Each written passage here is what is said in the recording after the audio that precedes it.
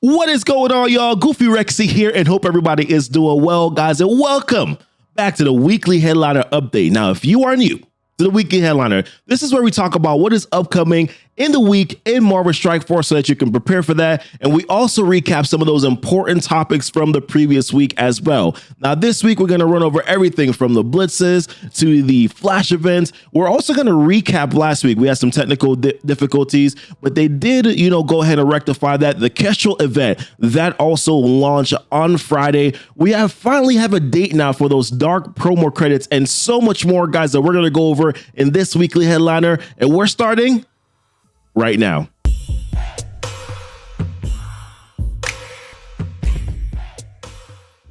All right, welcome back, y'all. So the first thing that we're going to talk about this week are the Blitzes. So we got these two characters here, Luke Cage and Graviton. Now, in my personal opinion, these two characters are not crazy impactful. Yes, Luke Cage is better for Heroes for Hire, but that's primarily a war defense team. Might not be incredibly important to a lot of players in this game, especially if you're earlier or even mid-game.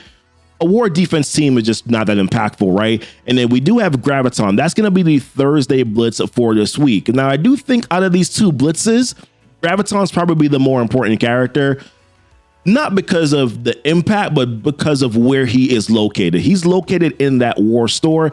You don't want to spend no war credits, on Graviton, because, you got Minerva, you got Ghost, you got Sif, you got X-23. There's a lot of characters that are in there. So if this is an opportunity here for you to be able to grab some shards, maybe finally unlock Graviton or potentially even rank him up to that next star level, then you're probably going to focus more on that. Luke Cage is very easy to obtain. He's in that Blitz store. I think he may still have a campaign node. I'm not sure, but I think he did. So these are the two Blitzes for this week. In terms of numbers, what we're looking at here, this were last week's numbers for Elektra. And we had 1 to 100 at 37.5 mil, top 1 16.3. I don't think it's going to be this high. Realistically, Luke Cage and Graviton, I don't think are that crazy impactful in the game that you're going to be going this hard on this Blitz. I know I'm milestoning and chilling, even though Graviton for me is only at 5 stars. He's fine. He's fine where he is. And over time, I believe I'll be able to get enough shards to be able to rank him up to 6 and 7, right? So these are the numbers. If you need the shards for these characters, there is going to be a new Blitz prediction for both of them, that will come out today for Luke Cage and then also for Graviton. So look at those and then make your plans in regards to where you need to get to, to obtain the shards that you want. And then returning this week, we have Invisible Woman, so she's a part of that new sort of rotation, right? The 6 to 7 week rotation, for the older legendary characters. Invisible Woman, I think she's still quite good, in my opinion. You do need you need 5 Sinister 6 characters in order to unlock her at 5 stars. For those who are unlocking her today, congrats! Big congrats to you guys. Unlocking a legendary is always important. And I think Invisible Woman, in my opinion, still think that she's pretty good. I still think she's very good. I like her kit, offense downs, clearing negative effects off your team. Players are using her in Dark Dimension 4, so I think that there's a lot of impact there for her. The only drawback I always think to Invisible Woman is that she is BioGear, and I think she does take a good amount of it too. So that's always the only drawback but for early free-to-play players or just free-to-play players in general or early arena, I think she's going to have some impact. If you have Silver Surfer, she's Hero Cosmic, so you can use her there. Kestrel is also Hero Cosmic too. So I think the three of them together, Invisible Woman, Silver Surfer, Kestrel, and then maybe add in some other characters, maybe Zemo, whoever else you have available will make this team very good. So first, congratulations. There's a double drop event going on right now for the Sinister 6 characters. So take advantage of that if you need some extra shards. And if you are going to be able to unlock her today, remember that there's Tuesday and there's also Wednesday, for you to unlock her as well. So, do what you got to do, and congratulations to you guys. And the returning Flash event this week is going to be the Payday event. So this is where you're going to need, 5 mercenary characters, to kind of go up through these tiers here. So I've gone through tier 5 so far. I'm at tier 6 right now. I'm still a little short because I do need some more shards for Taskmaster and for Merc Lieutenant. I consider this event, honestly, to be one of their better Flash events in the game. Any opportunity to get more gold, it's necessary, man. Gold is a major bottleneck in this game, especially where I'm at right now. I got to get I think it needs 7 more characters. 8 more characters to get to gear tier 15, to get into to finish Dark Dimension 4, my city characters and also my legendary characters. I need a lot of gold to be able to do that, right? 75 to 80 is 2.2 million gold. So I'm actively farming Taskmaster right now. I'm target farming as well. Merc Lieutenant won't be able to get it this time around, but next time around, I'll be able to get these the 6 gold orbs and then 600k in gold, and that's gonna help me out. I like this event because it's always like, oh my god, surprise, here is more gold. I really appreciate it. So 5 mercenary characters. If you do click on this icon, you can see the ones that you can use for this event as well. So prepare for that. Merc Mayhem, that's a double drop event for this. It's usually 24 hours. The double drop events usually start at offer reset time. So whatever your offer reset time, for me, that's usually 8 p.m., Eastern time at night. I usually wait until then before I actually farm the characters that are needed, for or going to be that I can farm, for that double drop event. Farm it at 8. And then whenever my daily reset hits the next day, I'll farm them, that second time. So therefore I get 2 opportunities at the double drop event there. So do pay attention to that. That should be announced. That should be coming in your email, or in your in-game mail. So you should see when you have an opportunity for you to be able to do that. All right, and I did want to talk about this really quickly here. So the Kestrel Event campaign that got launched, or that started on Friday. I do want to say I do like this event a lot. I think it's very player friendly. I've had a lot of I think for, even earlier players, I had a lot of players reach out and say, hey, Goofy, I was actually able to do all the hard nodes and 3-star all of them. Mainly, I think a lot of that is because of, landing characters like Silver Surfer. Silver Surfer really makes this a very easy event. And if you went through the 28-day strike pass for him, you were at least able to get him unlocked. And even that 2-star Silver Surfer bangs, man. He bangs. He's really good. But player friendly event. The reason why I like it, I'm going to tell you the reason why I like it. In terms of the milestones, you're getting a good amount of things here from the milestones. The thing that I like the most is the gear that you're able to get, and this is every single day, right? If you complete all of these milestones, you're going to be able to get gear, whether it's purple gear. Either way, it's skill gear that you can use to put into Kestrel. So even once unlocking her, you can start to use some of this gear and get her up to gear tier 10, gear tier 11, or for some later players, being able to have this orange gear here so that you could eventually get her to gear tier 15, right? So I do like this event a lot. There was a little bit of a miscalculation by Scopely, so with the bits, you needed 13,500. Actually have it somewhere here on a spreadsheet. You needed 16,500 to be able to get the Nick Fury costume.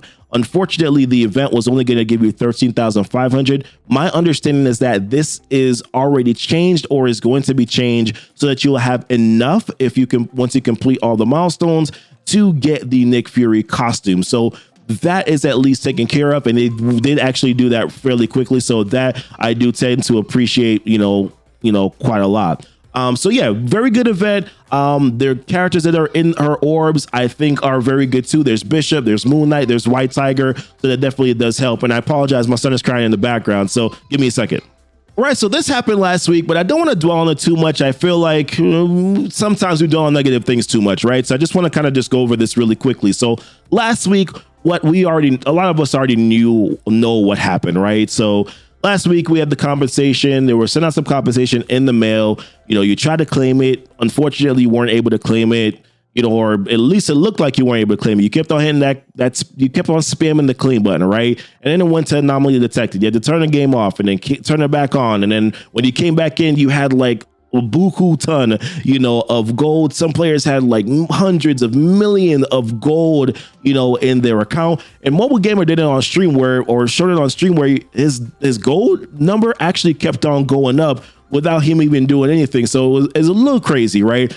Bottom line, they had to shut the game down for a few hours, actually a lot of hours really, and they had to revert the game back to the point where you were before anybody ever claimed, the compensation that was here. Then the next day they were sent out some new compensation that also included the 7 million gold and then a lot more. There were a lot of store credits, like war store credits, raid credits that were involved. There was some campaign energy. There were cores. There was really a lot of, still the same 7 million, but a lot of, other resources that were helpful for me and for other players in this game. I think the frustration though came from the fact that this is another bug. This is something else that happened that, it's not good and it's a bad feeling, right? But I will say that the compensation that they provided after, I think, was adequate enough. There are still some things that are missing, like red stars, right? That players opened up and they got good red star pulls. That has not been fixed yet, to my understanding. Players actually spent money and, certain things were reverted back. So I think that they still have to work out some details there, which they did say, by the way, that they are looking to some other areas, where they may need to still, I think, do some additional compensation. If I heard that wrong, I apologize, but I think that that's what they said. But either way, what are your thoughts on this, guys? The compensation after, the compensation, how did you feel about it? Did you like it? Do you think that there still should have been more? Or are you frustrated in general that there had to be compensation? Leave it in the comments and let me know what you guys are thinking.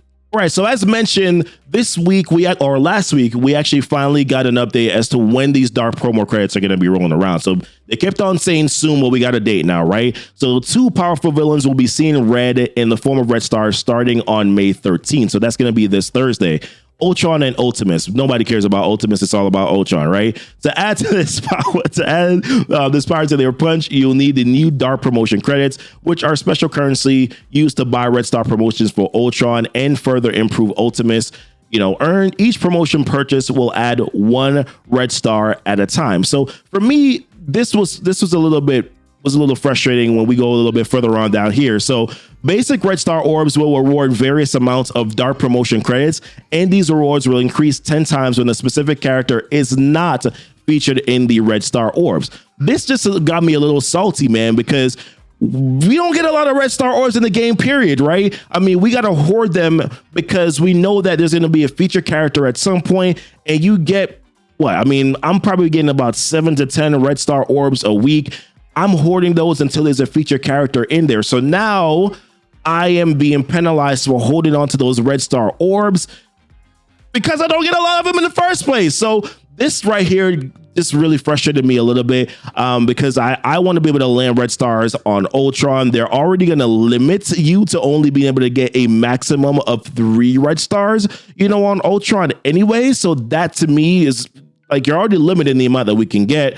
And then you're saying that we're going to be able to get those dark promo credits, when there's not a feature character there.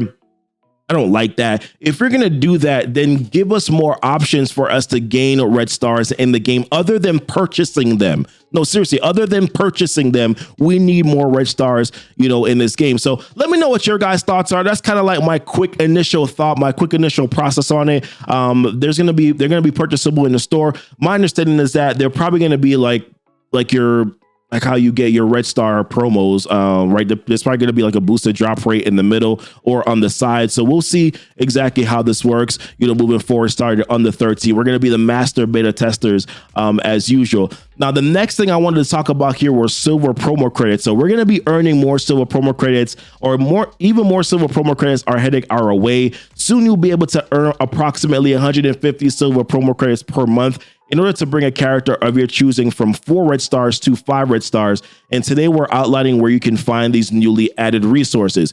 Cool.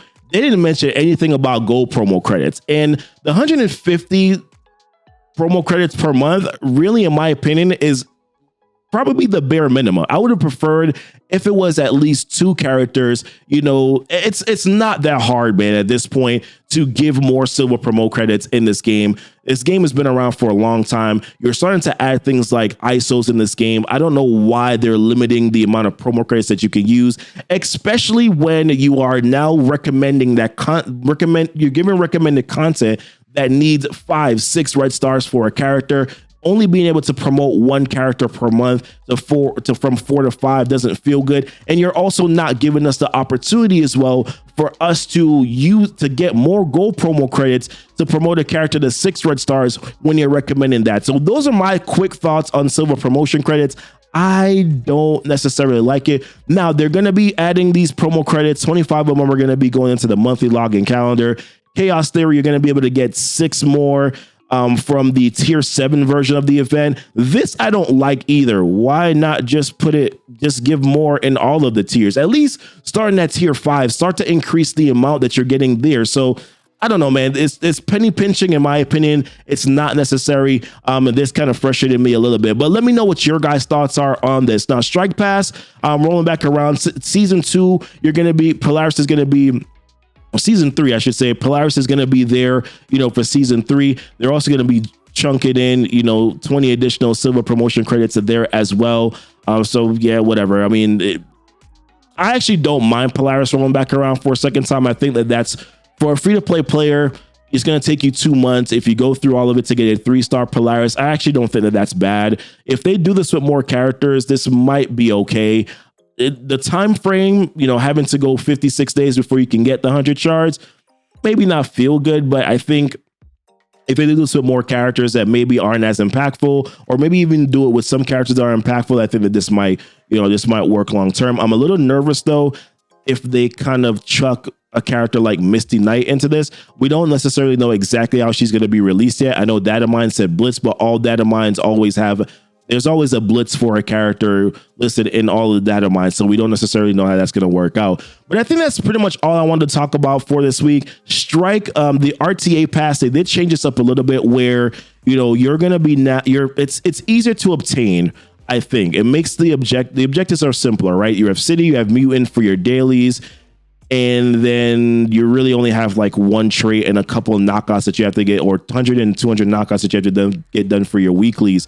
But this does put a lot more emphasis now on having to do every single one of your dailies. I think when I did the math on it, you can only miss one daily a week. That's it. One daily a week is all you can miss. And you have to do all of your weeklies in order to be able to get the full 100 objectives done over that 28-day period. So that's the one thing that I don't like. Once again, let me know what your guys' thoughts are, but I'm going to stop the video here. You guys probably heard my son throughout the rest of the part of this video. Had to kind of rush through this, so I apologize if I'm kind of just rushing through a lot of the stuff that I said here, but appreciate you guys watching. Y'all be blessed and y'all be safe.